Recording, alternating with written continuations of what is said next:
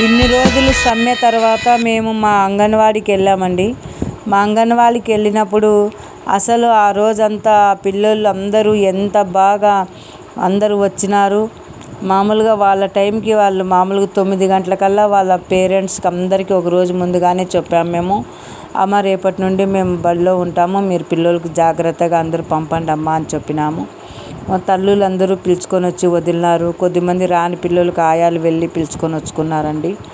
అలాగే ఆ వచ్చిన పిల్లలు వాళ్ళు అక్కడి నుండే మమ్మల్ని చూసుకుంటూ దూరం నుండే టీచర్లు వచ్చినారు అనేసుకుంటూ వాళ్ళ బ్యాగులు భుజానికి అంటించుకొని పరిగెత్తుకుంటూ వచ్చినారండి.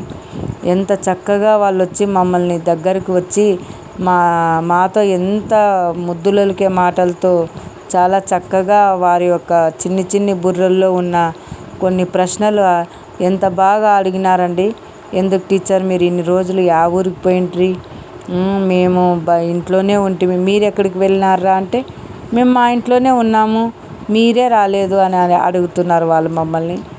అలా వాళ్ళ చిన్ని బుర్రల్లో అన్నీ జవాబులు అన్నమాట. క్వశ్చన్లు జవాబులు రెండు వాళ్ళ కాడే ఉంటాయి.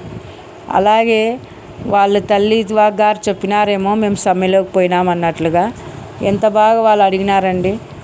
జగన్ మామయ్య జీతం పెంచినాడా మీకు అని ఎంత బాగా అడిగినారు ఆ పిల్లలు. అలా వాళ్ళ ప్రశ్నలకి జవాబులు ఇచ్చుకుంటూ మేము ప్రతి ఒక్క పిల్లోనితో కూడా మమేకమై మా దగ్గర వాళ్ళు కూడా పిల్లలు కూడా అంతే కలిసిపోతారండి.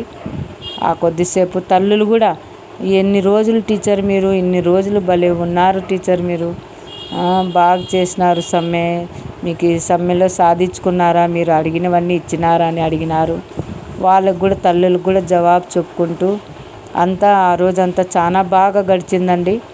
మా పిల్లలతో మేము సంతోషంగా ఆ రోజంతా బాగా గడిపినాము. వాళ్ళ చిన్ని బుర్రల్లో ఉన్న క్వశ్చన్లకు అంతా ఆన్సర్లు ఇచ్చుకుంటూ ప్రశ్నలకి చాలా బాగా జరిగింది ఆ రోజు. ఇలా అన్నీ చేస్తుంటామండి అంగన్వాడీ టీచర్లు. కాబట్టి ఇవన్నీ గమనించండి ప్రజలు, మీరు కూడా. మనం కూడా అంగన్వాడీ టీచర్లు ఇవన్నీ మనం చేస్తున్నామనేలా మీరు కూడా మీ వీడియోలు ఏవైనా ఉంటే మాకు పంపండి.